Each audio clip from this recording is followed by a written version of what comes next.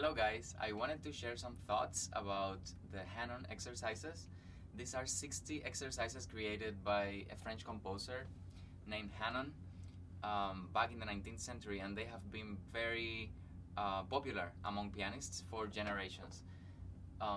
Also, these exercises have been criticized by some pianists. They have said that these exercises can be even dangerous for your hand or your fingers, can create some tension. But I do believe that if you practice the exercises properly, they can be extremely beneficial for your general technique, the flexibility, the independence between the fingers, and the strength, particularly. I've been playing these exercises for many years, and I've never had any issue with them. If you're starting Hanon for the first time, I would suggest to read separate hands first, definitely. Even though both hands are playing the same notes, it's very useful to make sure that the left hand particularly is not just following the right hand, but it's actively playing every finger. So at the beginning, when I started practicing Hanon for the first time, like in my first couple months of playing Hanon, I remember that I used to practice Hanon raising the fingers pretty high.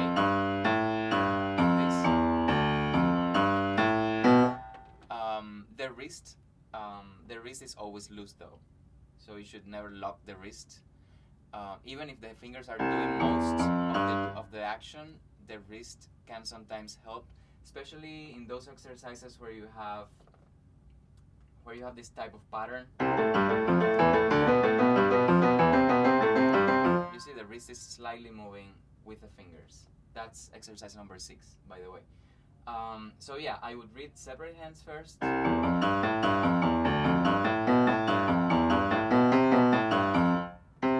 Etc. And then put hands together.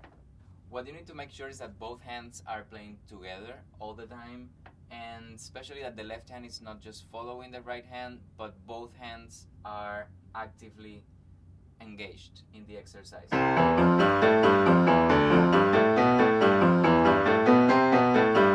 I would avoid any sort of gesture with the arms or the elbows. I would not involve the elbows at all. I don't think they're needed in these exercises.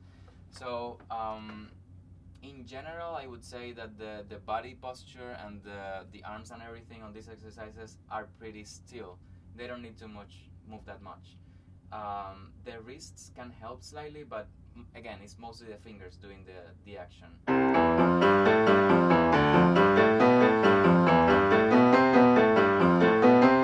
Etc.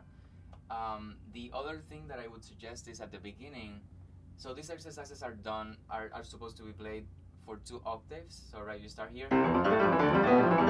etc., etc., and then you get here and start descending. So, but at the beginning, I would suggest to start just with 1 octave. Just do it for 1 octave, maybe for a couple days. Once you feel comfortable with 1 octave, I would perhaps move to 2 octaves. What I used to do when I was reading the exercises for the first time is that I added like 1 exercise every day. That was my goal. Another important thing is that once you start playing several exercises, you don't necessarily have to stop. You can just connect one with the other. For instance, the end of the first exercise,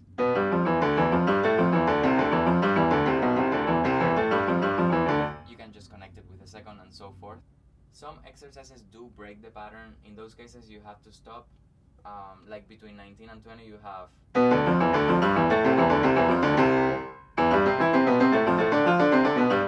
in that type of case, you do have to stop. But in general, I would say once you have mastered the exercises, you don't have to stop. You can play, in fact, you can play from exercise 1 to 131, like you will see in the video, at the end of the video, pretty much without any stop. And that is a great exercise. That's something that I do almost every day. Another way to practice the exercises when you're starting dealing with them is using different articulations. So you can do legato one hand, staccato with the other.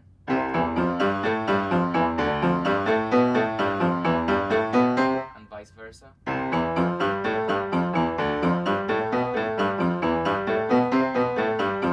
That type of thing. Once you have mastered the exercises, you can spice things up by changing the key. So instead of playing the exercises on C major, like they were written, you can try just any key really.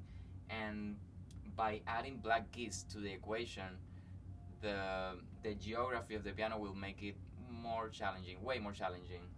For instance,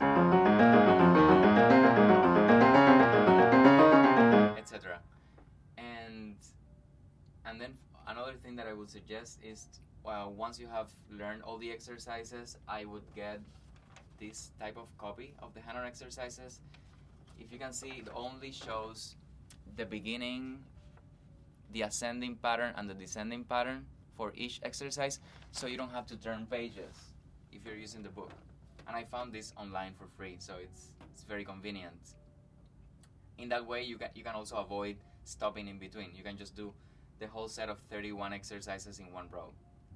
Even though there are 60 exercises in the Hanon method, in fact, the first 31 exercises are the ones that are originally, I would say, composed by Hanon. The rest of the exercises are scales, arpeggios, that type of thing.